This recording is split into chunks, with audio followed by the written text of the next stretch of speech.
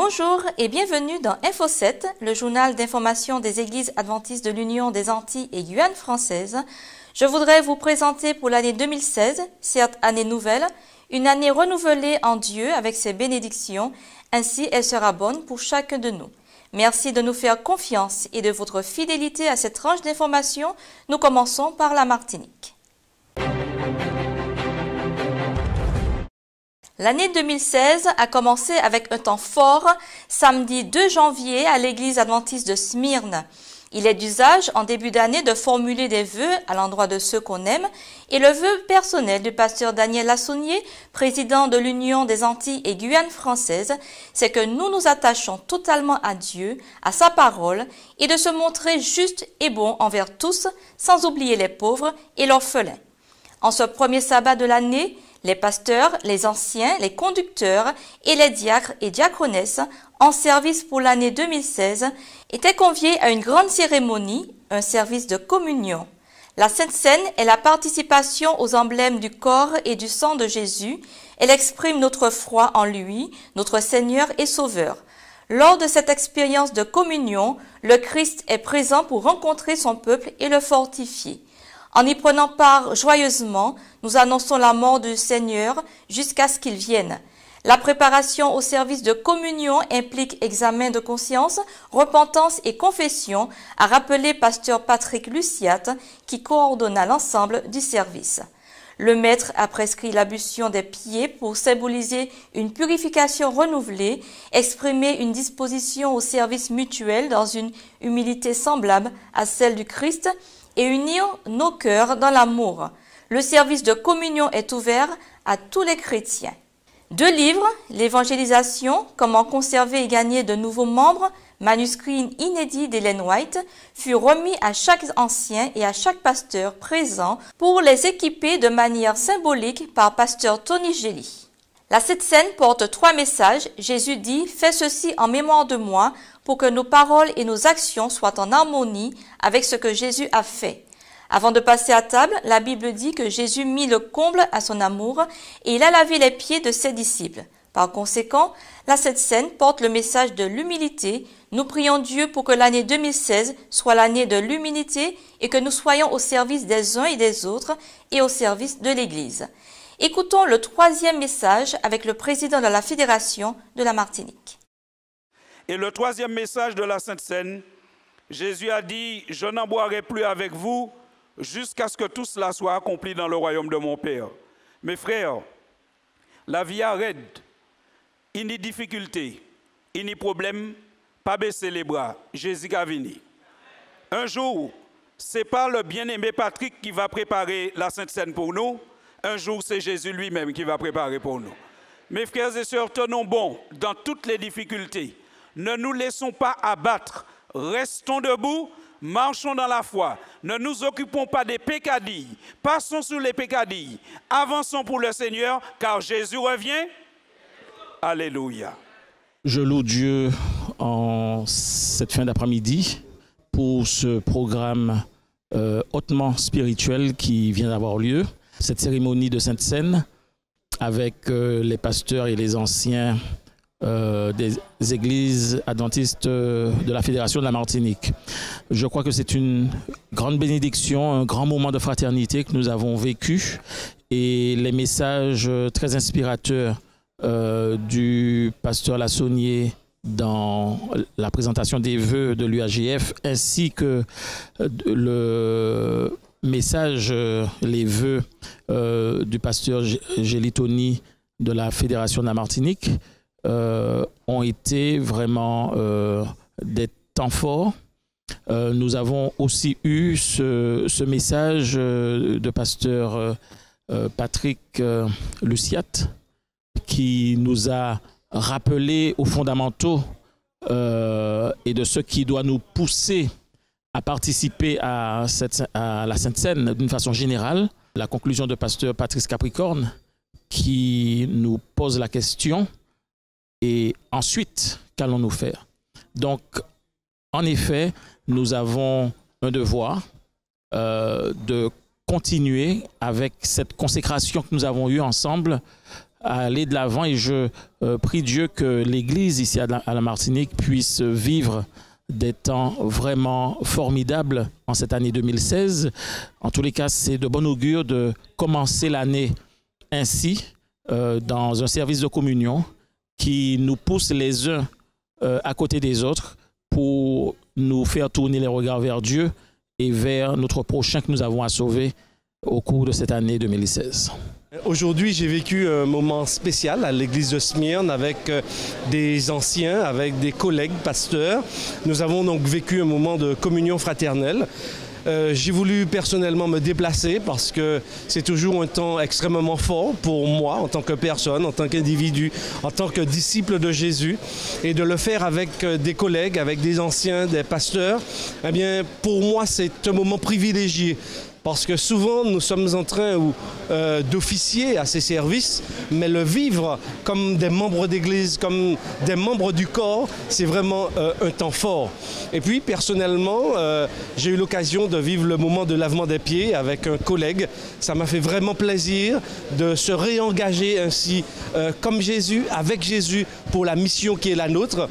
Donc pour moi, ça a été aussi un moment de réengagement avec Dieu, et particulièrement ce début d'année 2016. Donc oui, c'est un temps fort que je n'oublierai pas et qui me servira tous les jours durant l'année 2016. Bien, nous venons de conclure ce moment de communion et je repars d'ici avec la certitude que ça a été un temps fort spirituel. Je crois que ceux qui sont venus, s'ils sont venus avec le bon esprit pour recevoir la bénédiction de Dieu, pour communier avec lui et puis communier les uns avec les autres, je crois que la mission est accomplie.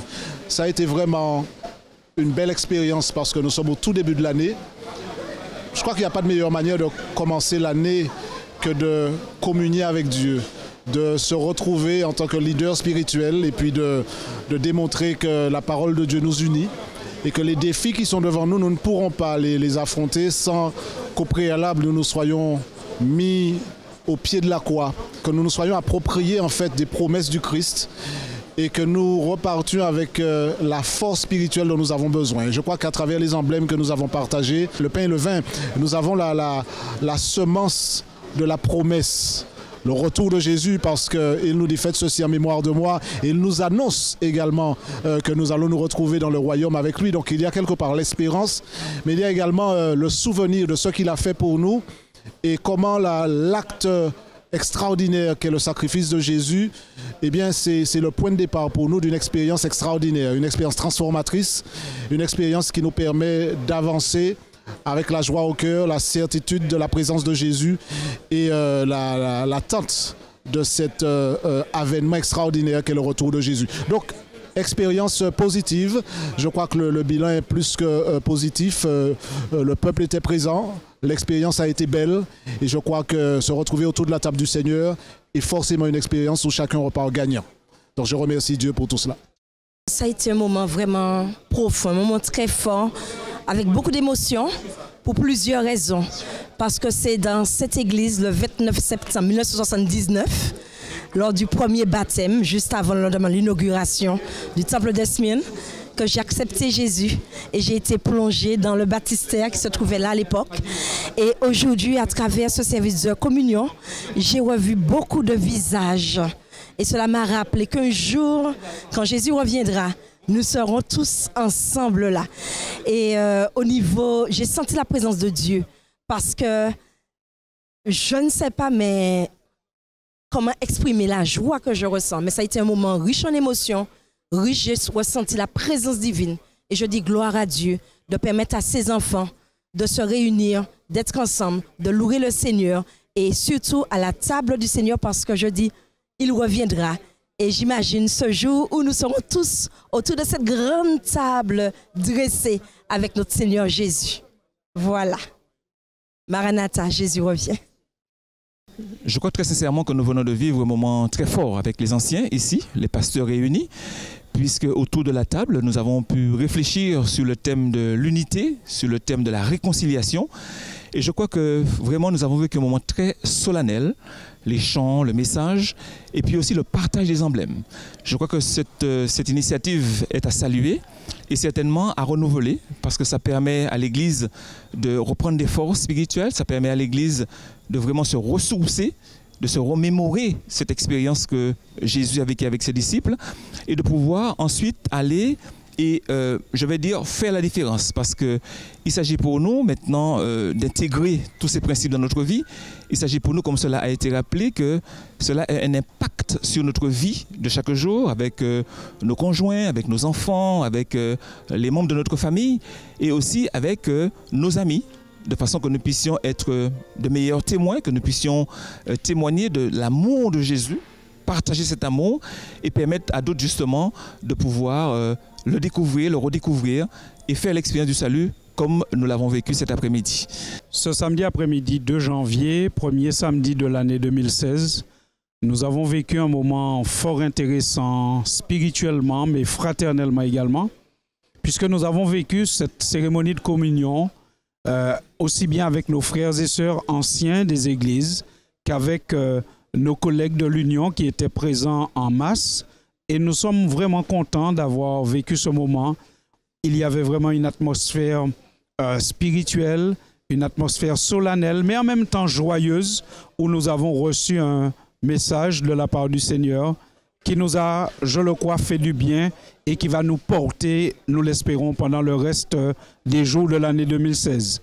Ce que nous souhaitons à l'issue de cette cérémonie, c'est que nous puissions garder l'esprit de la communion entre nous, c'est-à-dire l'humilité qui a caractérisé Jésus au moment du lavement des pieds, que nous puissions garder aussi la perspective du retour de Jésus, puisque dans la communion, il est dit « Je ne boirai plus avec vous jusqu'à ce que tout cela soit accompli dans le royaume des cieux », et que nous puissions aussi garder en mémoire, c'est une cérémonie commémorative, que nous puissions garder en mémoire ce que Christ a fait pour nous et ne jamais oublier que si nous avons failli, s'il y a des fautes, nous venons à Jésus, il nous accorde son pardon et sa grâce. Et enfin, je voudrais témoigner ma reconnaissance à Pasteur Luciat qui a eu l'idée de ce programme, qui a œuvré pour la préparation de ce programme. Comme il l'a dit lui-même, c'est Jésus qui a institué la scène, mais il faut des hommes pour mettre en œuvre ce que Jésus a commandé. Et je bénis Dieu pour son ministère parmi nous et je suis heureux que nous puissions bénéficier de sa collaboration et je souhaite que Dieu le bénisse et bénisse sa famille. Nous revenons à l'année 2015, en décembre, le mois des festivités pour certains, le mois où l'on fait le bilan pour d'autres, mais c'est aussi le mois consacré à la louange et à la liturgie pour la plupart des églises adventistes. Nous étions samedi 26 décembre à l'église adventiste de Siloré à Ravintouza à Shelcher pour clôturer l'année 2015 avec un culte liturgique.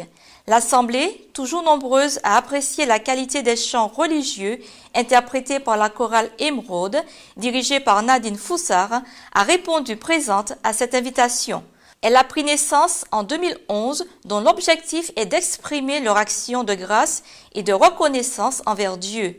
Composée de 7 sopranes, 7 altos, 4 ténors et 2 basses, et Nathanaël Norton au piano, ils étaient vêtus de rouge et de blanc, de même que le groupe d'enfants qui se sont ajoutés à ce culte, sans oublier la voix de Bruno Colère. Et un final debout par l'Assemblée qui salue ses 20 choristes et plus, rassemblés ensemble pour chanter d'un même chœur. Vous avez déjà eu l'occasion de voir ce programme sur Espérance TV, mais je vous propose un extrait et quelques réactions. Reportage Jean Lemay, Serge Raphaël.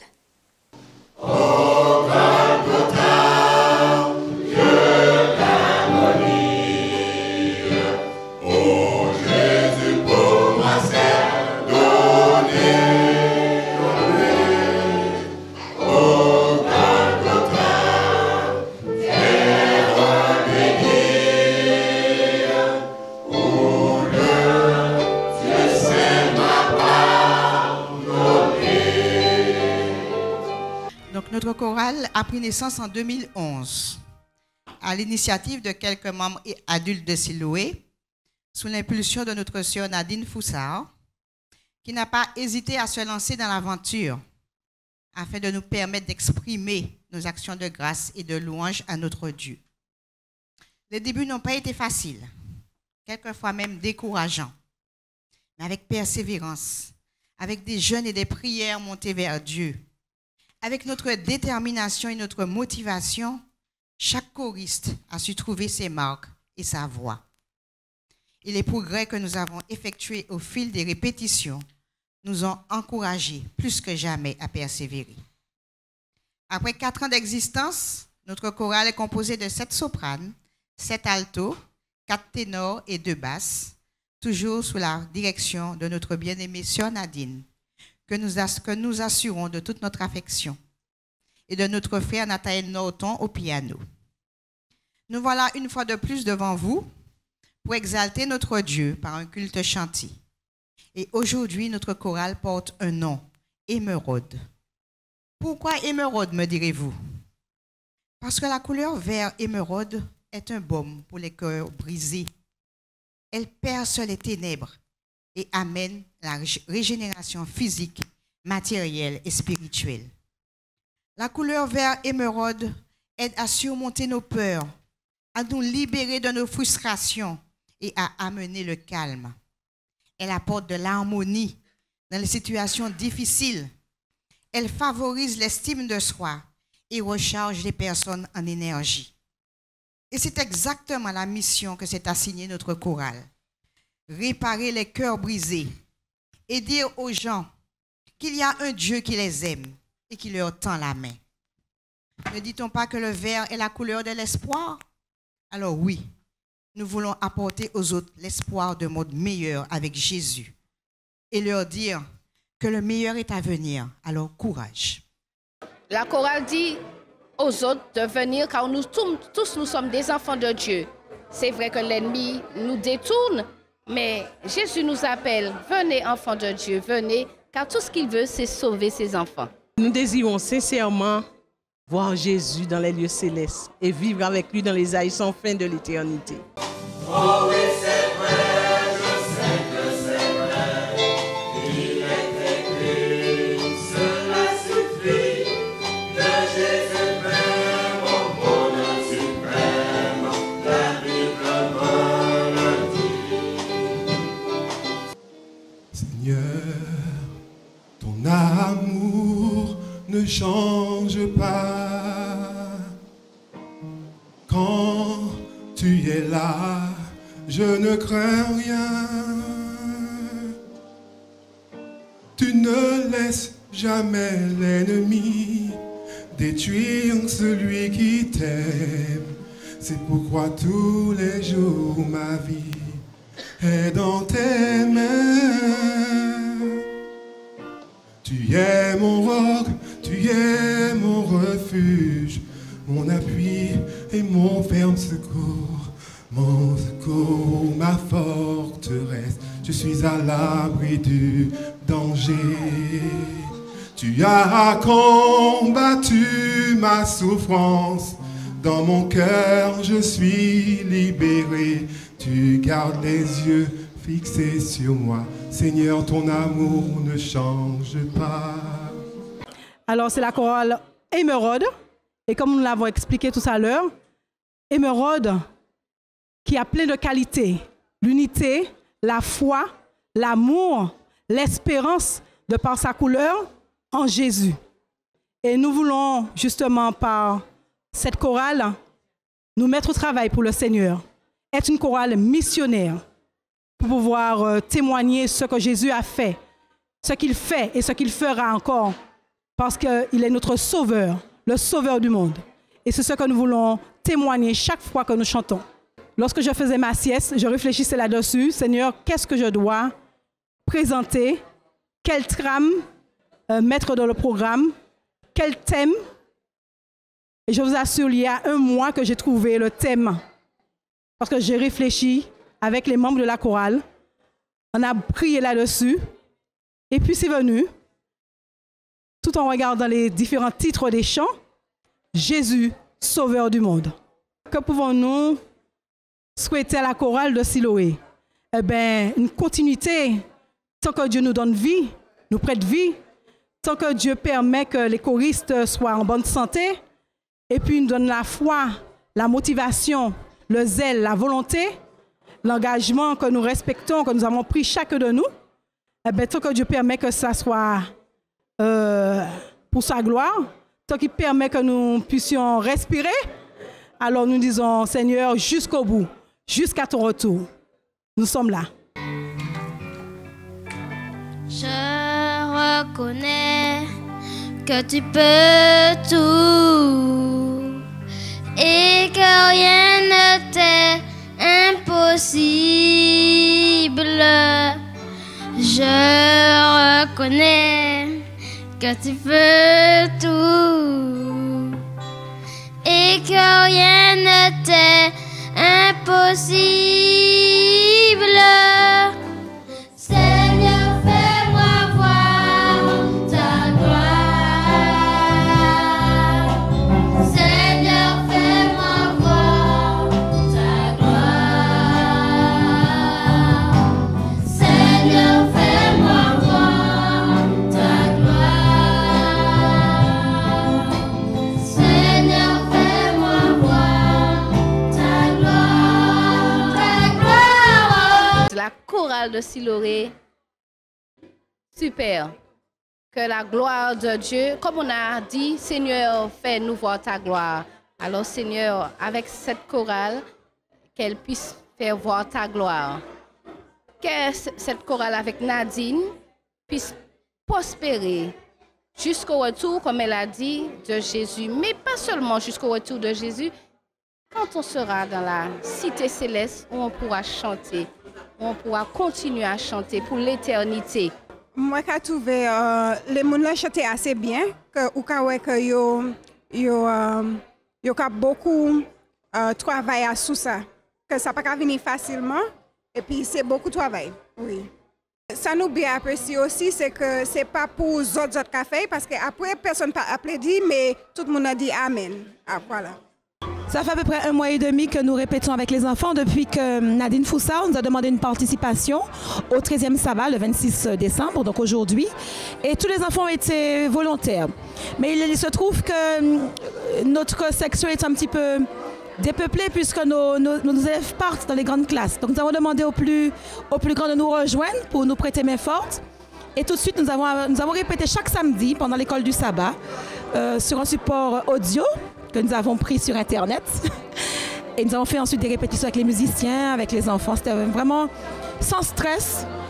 Et puis on a prié, on a demandé à Dieu quel chant pour ce programme. Et tout a été fait pas à pas pour sa gloire avec son aide. Donc je suis heureuse vraiment que ce programme ait pu avoir lieu sans trop de difficultés, de voir surtout les grands comme Marvin, les anciens des petites sections qui nous ont rejoints, qui nous ont prêté main forte. C'est vraiment un bonheur de travailler avec la chorale, donc les grands et les petits. Ma petite fille était heureuse d'avoir son micro, c'est vraiment que du bonheur. Nous allons chanter à l'agneau qui a été immolé et à lui soit la gloire, la louange, l'honneur, la force. Nos voix se mêleront aux séraphins et nous chanterons gloire, gloire à Dieu.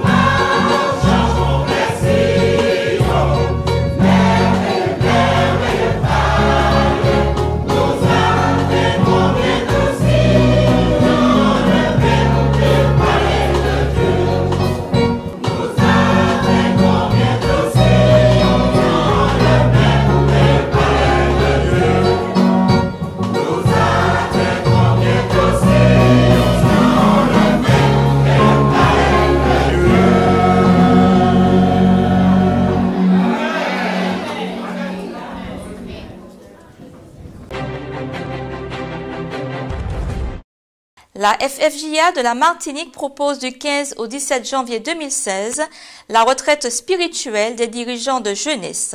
L'accent sera particulièrement mis cette année sur l'intégration des jeunes dans la vie de l'Église, un sujet qui parle des jeunes qui laissent l'Église et tentent de trouver des moyens et stratégies pour leur permettre de revenir. Ainsi, toutes les réflexions tourneront autour de l'accueil de celui qui laisse l'Église, avec l'histoire de la brebis perdue et du fils prodigue. Il sera question aussi de ces jeunes qui, dans nos églises, sont sur le rebord de la fenêtre inspirée de l'histoire de Tachus. Le programme de samedi après-midi tournera autour des problématiques qui arrivent dans nos églises et qui empêchent un véritable épanouissement et une implication plus grande des jeunes dans la vie de l'église. Mais le vendredi soir, la retraite spirituelle débutera avec le film Le Retour, qui raconte l'histoire d'un jeune qui a laissé l'église et qui y revient. Elle s'achèvera dimanche matin, où tous les encadrants du ministère de la Jeunesse se rencontreront, rejoindront ensuite les responsables de jeunesse déjà présents, les directeurs des différents clubs des communautés locales et les responsables de classes de chefs-guides pour un temps d'information et de formation. Je rappelle, c'est du 15 au 17 janvier 2016 au Ségos de la Pointe-Fola au Vauclin. Nous passons maintenant au communiqué de la Martinique. La deuxième session des conventions annuelles aura lieu le samedi 16 janvier 2016 à 15h30 à Galade, au Robert.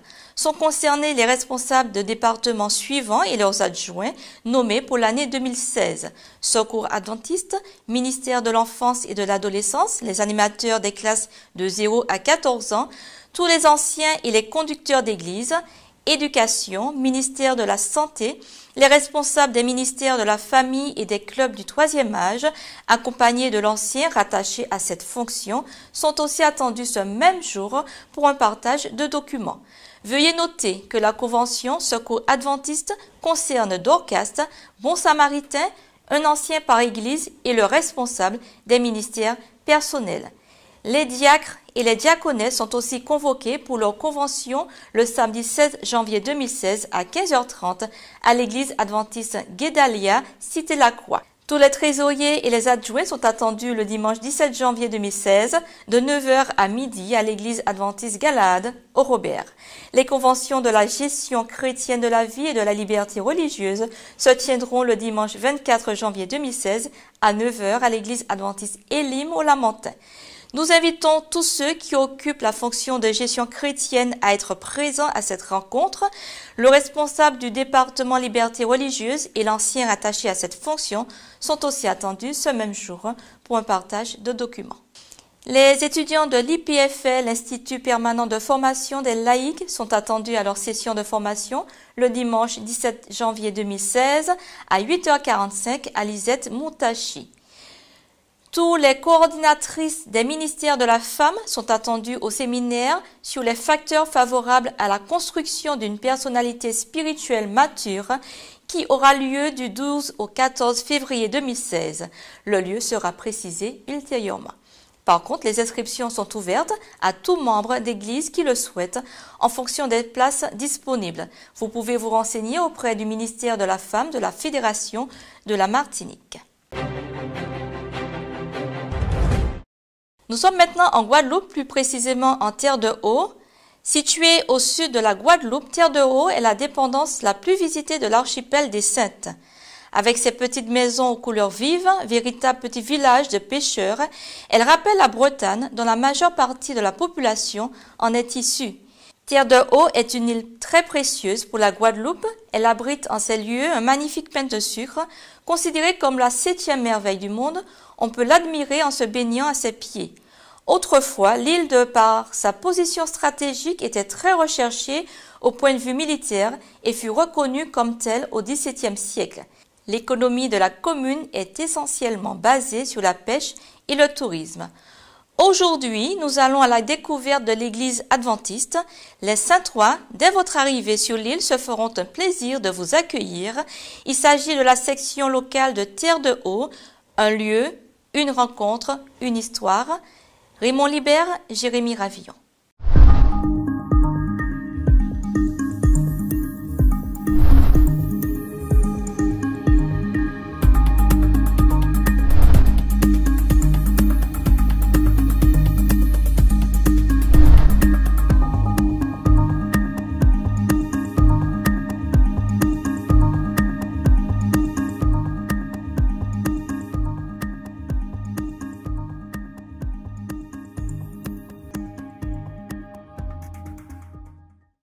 Eh bien nous voilà, nous sommes à Terre de Haut, dans la petite section locale qu'il y a sur l'île. Nous sommes avec la sœur Joyeux. Bonjour. Bonjour. Comment vas-tu? Ça va bien, merci. Alors, ce matin, j'ai eu l'occasion de te voir tenir le moment de l'école du sabbat. Oui. Est-ce que tu fais partie de l'équipe ou est-ce que tu as un autre poste au sein de la communauté? Je suis aussi directrice de l'école du sabbat, mais je suis aussi trésorière adjointe, je suis diaconesse, et puis je fais un peu de tout. Parce qu'on n'est pas nombreux. Vous n'êtes alors. pas nombreux, donc forcément Voilà. tout le monde fait un peu de tout. Tu es de Basse-Terre, si j'ai bien compris.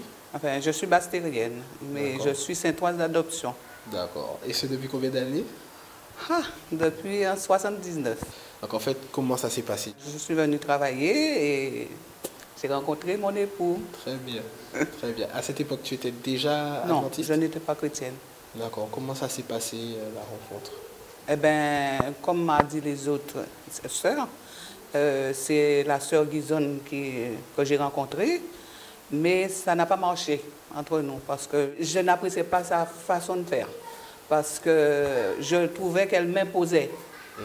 Et je n'ai jamais accepté l'évangile avec elle parce que, vous savez, lorsque vous travaillez, vous rentrez de votre travail à 9 h du soir et que vous trouvez quelqu'un qui vous attend pour vous parler de l'évangile, vous n'avez pas envie d'entendre l'évangile. Et je la trouvais là, qui m'attendait chez ma belle-mère. D'autant plus qu'elle était très ponctuelle. Voilà. Elle me disait, je passerai te voir. Et puis moi, je rentre, je suis crevée. Travailler dans un restaurant, on est debout toute la journée.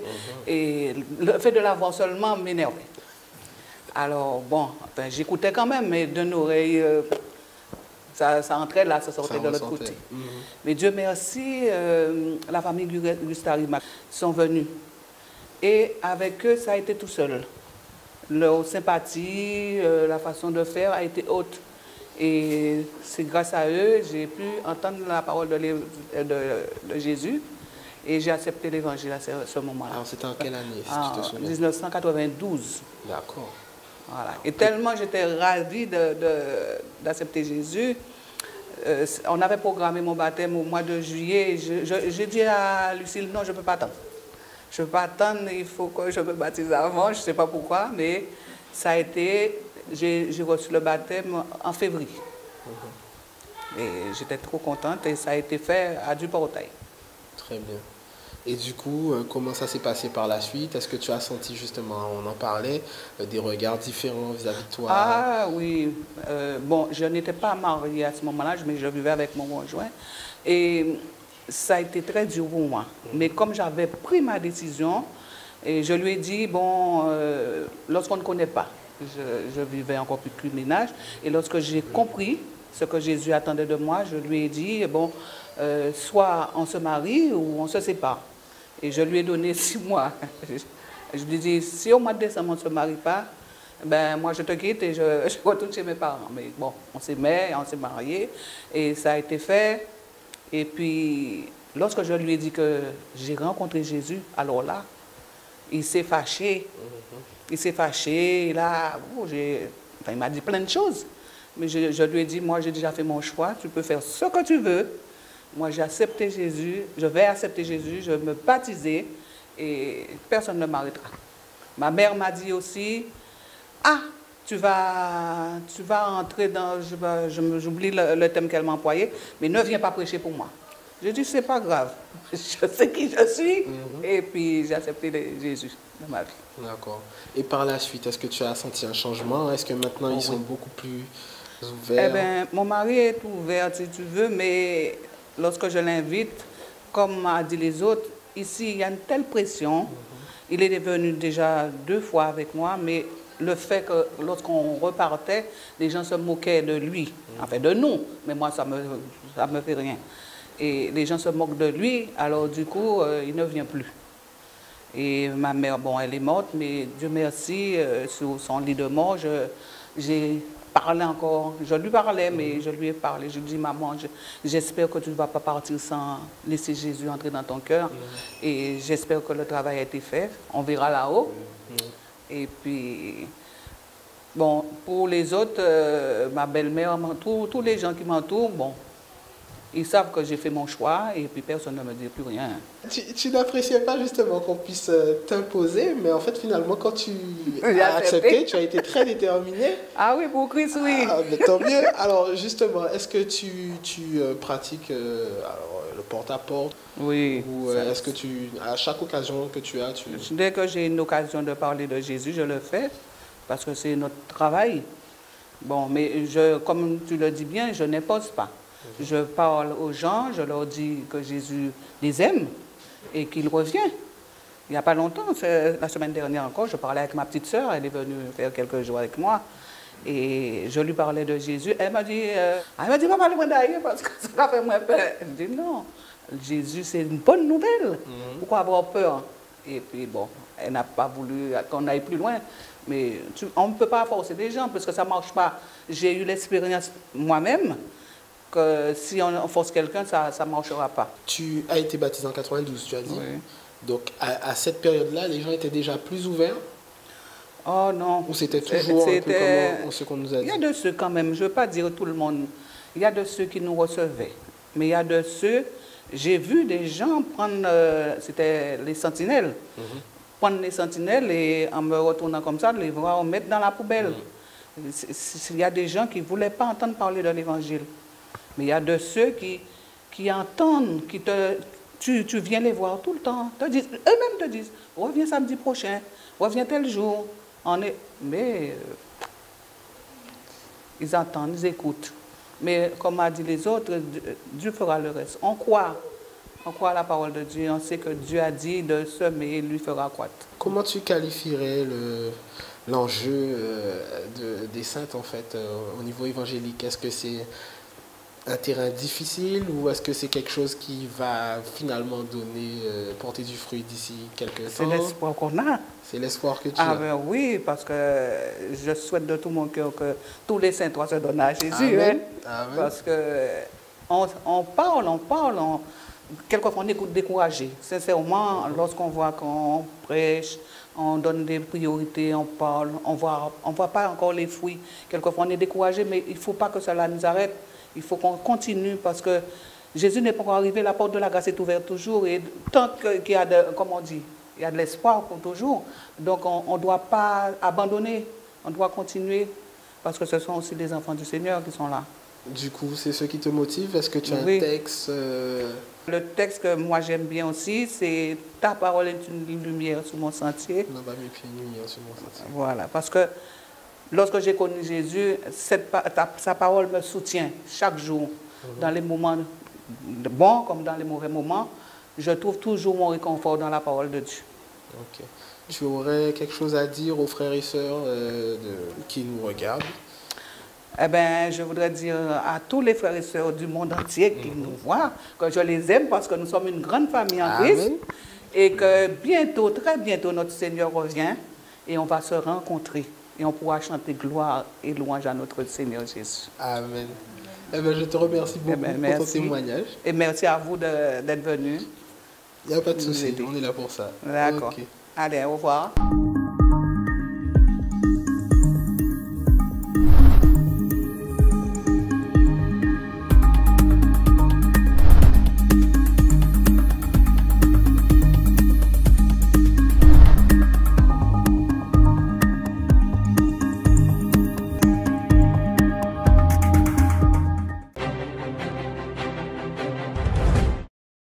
Ans se sont écoulés depuis que l'Église a institué un programme de 10 jours de prière au début de chaque année.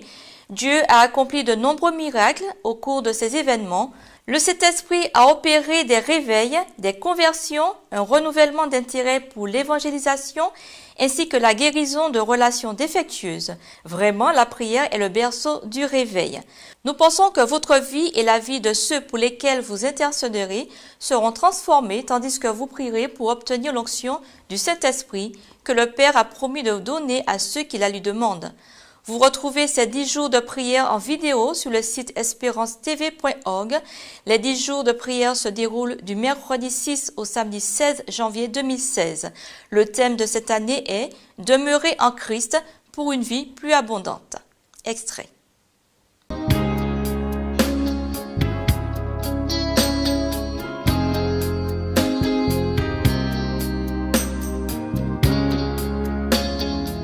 tout, Jésus, ma vie est dans tes mains.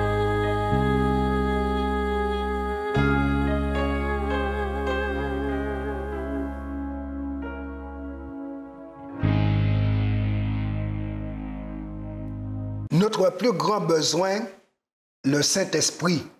Jésus disait dans Luc chapitre 11, verset 13, « C'est donc tout mauvais que vous êtes. Vous savez donner de bonnes choses à vos enfants.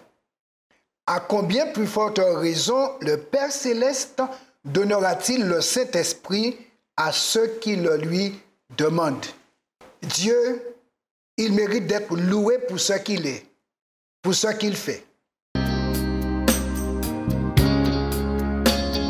Le plus grand don que nous pouvons faire à Dieu, c'est notre corps. D'ailleurs, Paul, dans son épître aux Romains, chapitre 12, verset 1er, déclare « Je vous encourage donc, au nom de la toute magnanimité de Dieu, à offrir votre corps comme un sacrifice vivant, saint et agréé de Dieu. Voilà quel sera pour vous le culte conforme à la parole de Dieu. »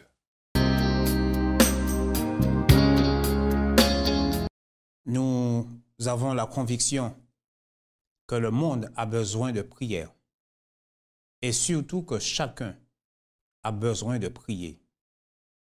Nous devons prier Dieu, le louer également pour ce qu'il est, pour ce Dieu qui est sage, qui est puissant, qui ne change pas, un Dieu qui est miséricordieux et fidèle, un Dieu qui contrôle tout ce qui se passe sur la planète Terre, un Dieu qui reviendra bientôt pour prendre avec lui ses fidèles. Le thème que nous abordons dans le cadre de ces 10 jours de prière ce matin, c'est celui de vivre en Christ, demeurer en Christ. Alors d'emblée se pose une question, comment est-il possible aujourd'hui, dans ce monde difficile, incertain, de vivre en Christ? N'y aurait-il pas d'autres alternatives à cela? Pourquoi est-il nécessaire de demeurer en Christ?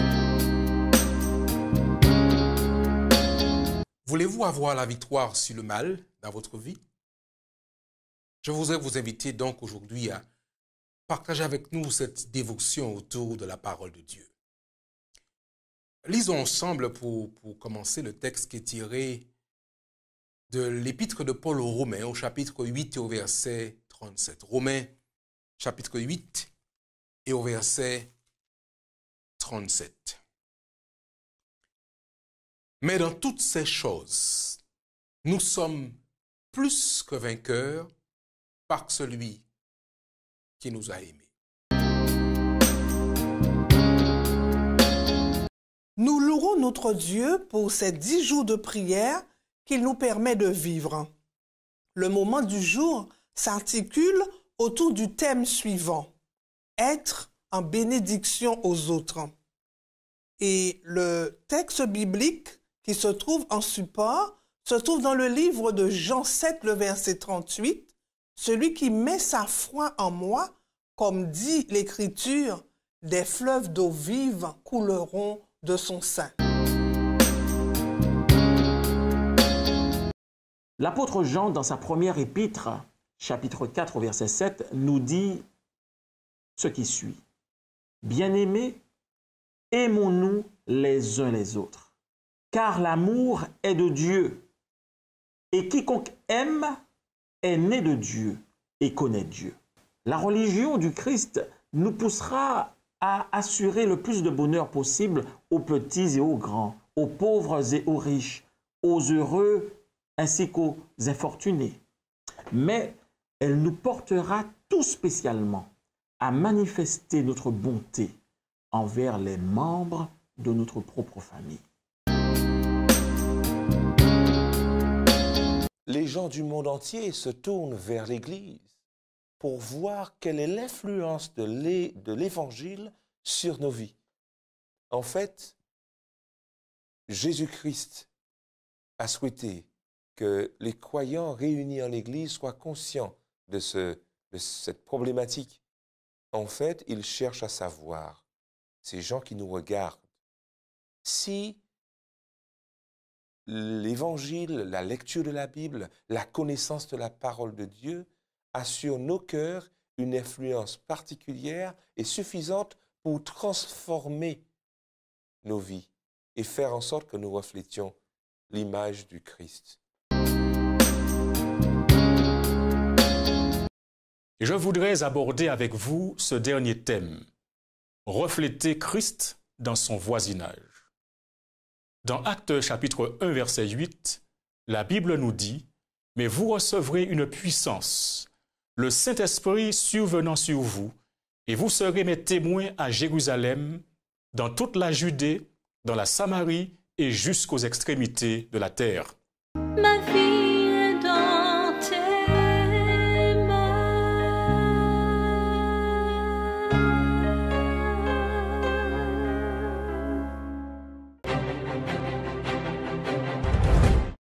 Les communiqués de la Guadeloupe, samedi 16 janvier 2016, en direct. Vous pourrez suivre l'émission de Genèse Jade Move Up sur Radio Vie Meilleure 93.3 FM ou radiovimeilleure.com de 15h à 16h30. Au programme de la musique, les flash news, la rubrique de Pipo et de Fredo, le Save des Adventistes, la compile des versets, les conseils du docteur Flo. Le thème du jour, le caractère chrétien, possibilité de participer à un sondage sur ce thème jusqu'au jour de l'émission sur la page Facebook. La rediffusion de cette émission sera le mercredi 20 janvier 2016 à 15h. C'est la fin de ce journal. Je vous remercie de l'avoir suivi. Je vous donne rendez-vous dans une prochaine édition. À bientôt et Maranatha!